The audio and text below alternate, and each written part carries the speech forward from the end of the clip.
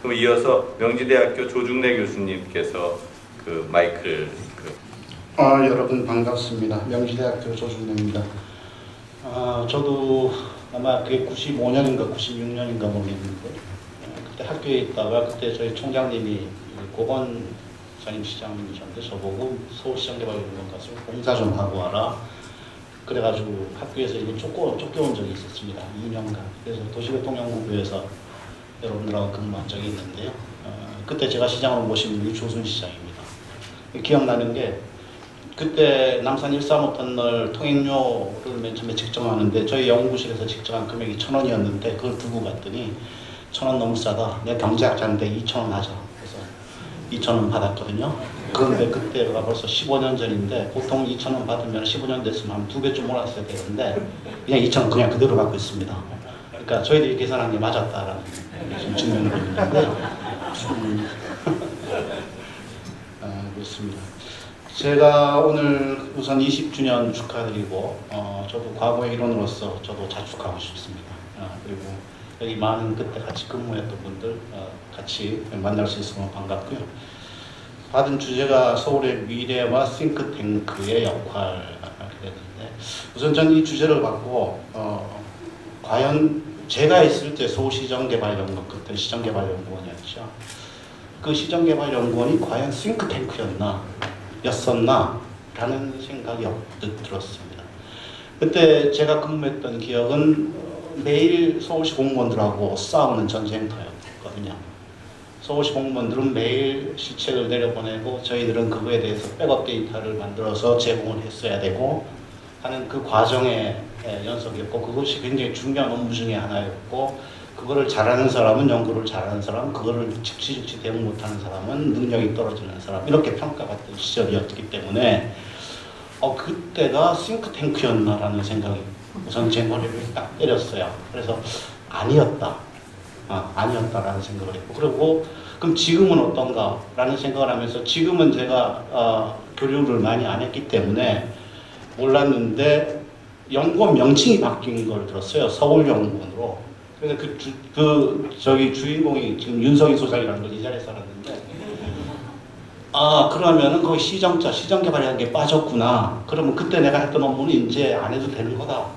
라는 생각이 좀 들더라고요. 그러면 이게 싱크탱크로서의 역할을 자임할 자세가 되어 있구나라는 생각을 하게 됐습니다. 그래서 그런 생각을 하면서 제가 약간 토론 내용을 좀 정리를 해봤었는데요. 근데 지금 여러분 말씀하시는 내용들이 뭐 다 생각들이 비슷비슷한 그 선에 와 있다라고 생각합니다. 그런데 이제 저는 아주 구체적인 사례를 가지고 좀 이 얘기를 출발하고 싶은 게 뭐냐면은 우리 윤 소장님도 그러시고 김수영 교수님도 그러시고 다 그러셨지만은 연구원의 독립성, 그다음에 어떤 그 지속성 뭐 이런 거가 필요하다라는 이제 말씀드리고 저도 이제 분명히 이제 그런 생각입니다. 근데 문제는 뭐냐면은 지금 보면은 싱크탱크가 본질적으로는 주어진 입장에 따른 어떤 가치적 판단을 할 수밖에 없는 그런 어떤 태생적인 그 본질을 타고났기 때문에 이것이 이쪽이든 저쪽이든 예를 들면 진보든 보수든 그 싱크탱크가 가지고 있는 어떤 그 성격에 따라서 그 입장은 어떤 경우에는 대변할 수 있다, 있을 수밖에 없다라는 생각이 듭니다. 근데 그건 부정할 수 없는 것이고 또 그것은 비판될 수 있는 것도 아니라고 저는 생각이 됩니다. 그런데 문제는 뭐냐면 그것이 정당한 논리에 따른 어떤 그런 입장의 차이면은 괜찮겠는데 그것이 많은 경우 그 싱크탱크를 유지하는 재원이 어디에서 오느냐에 따라서 그 입장 차이가 갈려져 버리기 때문에 굉장히 심각한 문제가 발생하는 게 아닌가라는 생각이 들거든요. 그렇다면은 지금 서울연구원은 서울시장의 연구원도 아니고 서울시 공무원의 연구원도 아니고 서울시민을 위한 연구원이라고 한다고 하면은 결국 지금 윤 소장님 말씀하신 대로 서울시민을 위한 독립성을 이제 확보를 해야 되는데 과연 재원이 지금 독립적으로 확보되어 있느냐라는 문제가 바로 연결될 수밖에 없지 않느냐라는 생각이 됩니다. 그 많은 경우 시정연은 서울연구원은 거기서부터 많이 좀 그 정도가 약하다고 생각이 되는데 많은 지금 국책연구원이나 지방자치단체 연구원은 그 지원을 어디에서 의존하는 걸로 보이냐면은 용역에 의존하는 경우가 굉장히 많습니다. 그래서 제가 알기로 제가 제 분야인 교통연구원도 지금 용역이 국토연구원으로부터 많이 이제 줄어가지고 연구원 운영이 어려워지는 그런 상황으로 가는 어떤 그런 상황들이 종종 일어나고 다른 연구원들도 비슷한 처지가 아닌가라는 생각이 드는데 만약에 연구원 조직이 재원이 그것이 용역에 의해서 주로 조달되고 운영된다고 한다 그러면은 연구원의 싱크탱크의 어떤 독립성은 이거는 이미 물 건너간 거다라는 생각이 들고요. 때문에 그러면은 이제 그 용역을 발주한 클라이언트의 입장을 수렴하고 거기에 따라서 이게 정리가 되지 않으면 용역 자체가 준공이 안 되는 이제 그런 어떤 일들이 비일비재하게 일어나는 것이 현실이다라는 얘기죠. 그래서 제일 중요한 것이 연구원의 재원을 어떻게 독자적으로 독립적으로 확보할 수 있는 재원을 확충할 수 있느냐라는 것이 첫 번째 숙제가 아니겠는가라는 생각이 들고 제가 볼 때는 그것이 지금 원장님하고 시장님하고 머리를 맞대시고 그거를 방안을 구상하셔야 될 그런 문제는 아닌가라는 생각이 듭니다. 만약에 그렇지 못하게 될 경우에는 결국 연구원이 뭘로 전락할 수 있냐면은 말하자면 정무지원기관, 어떤 그 행정공무원들의 정무적인 지원기관, 내지는 시책지원기관으로 이제 전락할 수밖에 없게 되는 것이고, 그렇게 되면은 당연히 어떤 결과로 이어지냐면은 그 조직은 폐쇄적인 조직으로 갈 수밖에 없다. 왜냐하면 정부나 시책이라는 것은 상당한 비밀을 요하는 부분들도 존재할 수밖에 없기 때문에 연구 내용이나 운영에 대해서 폐쇄적인 어떤 기관으로 전락할 수밖에 없을 것이다. 지금 많은 분들이 얘기하셨지만은 연구원은 이게 개방적이어야 되고 많은 사람들한테 오픈돼야 된다. 그렇게 가야 된다라고 하지만은 이제 그거를 달성하는 것 자체가 요원해질 수밖에 없다라는 얘기죠. 그래서 개방적인 연구원, 모든 사람들한테 도움이 되는 연구원이 되기 위해서는 결국은 이것들이 다 같이 재원하고 연결되는 부분이고 시책기관이나 어떤 정무적 지원기관이 아니라 다양한 정책을 만들어내고 생산할 수 있는 그런 기관으로 가기 위해서는 결국 재원 독립이 필요하다라는 것이 첫 번째 문제가 아닌가라는 생각이 듭니다. 그 다음에 두 번째 문제가 인적 문제를 여러분들이 말씀하셨는데 결국은 일이라는 것은 사람이 하는 건데 결국 어떤 연구원 하나에 이게 진보 성향의 연구원들만 깍들어 찼다. 혹은 보수 성향의 연구원들만 깍들어 찼다. 이거는 제가 연구원으로 갖춰야 될 그런 조직은 아니라고 생각합니다. 그 안에는 굉장히 서로 다른 생각을 가지고 있는 그리고 서로 다른 가치관을 가지고 있는 사람들이 뭉쳐서 다투고 싸우고 하는 과정에서 올바른 정책들이 생산되고 만들어지고 발전되어 나갈 수 있지 않느냐라는 생각이 드는데 그것을 보다 확충하기 위해서 많은 분들, 김선빈 소장님도 말씀하셨어요. 여러 가지 어떤 지적 네트워크를 구축할 필요가 있다. 그래서 저는 어떻게 불러봤냐면 서울 싱크넷이라는 것을 어떤 형태적으로 어떤 만들어 볼 수 있는 그런 어떤 노력도 좀 필요하지 않겠나라는 생각을 하게 됩니다.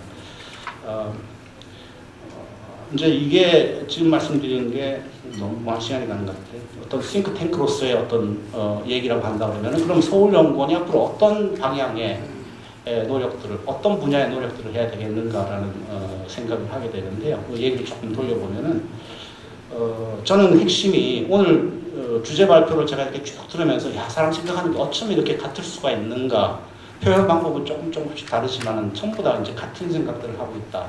라는 생각을 하는데 저는 그걸 뭘로 정리했냐면 작은 경제라는 용어로 정리했습니다. 스몰 에코노미, 작은 경제인데 이 아이디어는 왜 나왔느냐면은 지금까지 우리가 지내온 과정을 쭉 보면은 그야말로 성장에 올인하는 외형적 성장의 모든 것을 투신하는 그런 정책들을 펴왔던 게 지금 30년, 40년 지나온 거죠. 그렇기 때문에 굉장히 획일적이어야 됐었고 모든 것이 효율적이어야 됐었고 그 과정에서 작은 것, 소외된 것들은 전부 다 사멸돼 버리고 다양성은 사멸되고 하나의 방법으로 갈 수밖에 없었다는 얘기죠. 그게 이제 수출 형태, 수출 주도 형태의 어떤 외형적 성장을 이루기 위해서는 어쩔 수 없는 과정이었다라고 지금 평가할 수 있다고 한다 그러면은 근데 문제는 뭐냐면은 지금도 그래야 되느냐라는 부분에 문제가 생기는 거죠. 어떻게 보면은 지금 발생하고 있는 모든 문제, 도시 문제, 사회 문제, 이런 문제들이 지난 30-40년간 우리가 추구했던 그런 외형적 성장을 위한 획일적, 그 다음에 효율성 위주의 대규모 정책 위주의 정책들이